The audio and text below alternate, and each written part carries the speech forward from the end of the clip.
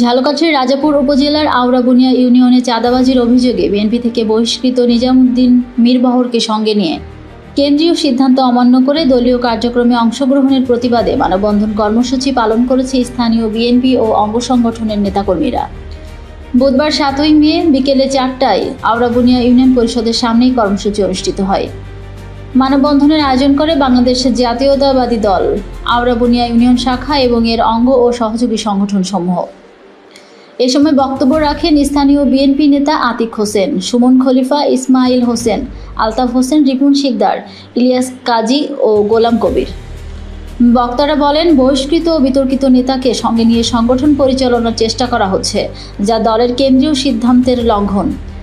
তারা চাঁদাবাজ, সন্ত্রাস ও দখলমুক্ত বিএনপি গঠনের জোর দাবি জানান।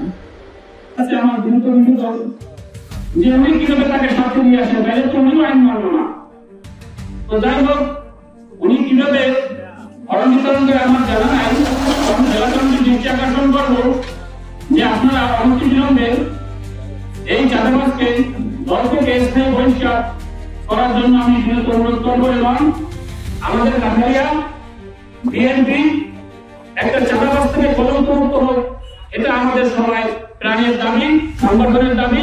এই চাঁদাবাজ, সন্ত্রাস, দখলবাজ এবং যারা দলের শৃঙ্খলা ভঙ্গ করে তারপরেও দলীয় কার্যক্রম করতে চায়, তাদের বিরুদ্ধে আজকের এই সাধারণ জনতা ও ত্যাগী নেতাকর্মীদের অবস্থা। তাই আমরা এই রোদের ভিতরে কষ্ট করেও তারপর আমরা দাঁড়িয়েছি আমাদের দলকে রক্ষার জন্য।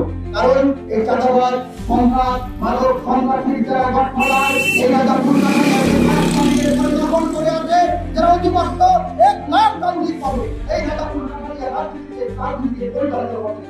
আমরা তীব্র ধিক্কার জানাই আমাদের এই মানব বন্ধন থেকে, যারা এই রাজাপুর কাঠারিয়াকে একমাত্র নিজের পৈতৃক সম্পত্তি মনে করে।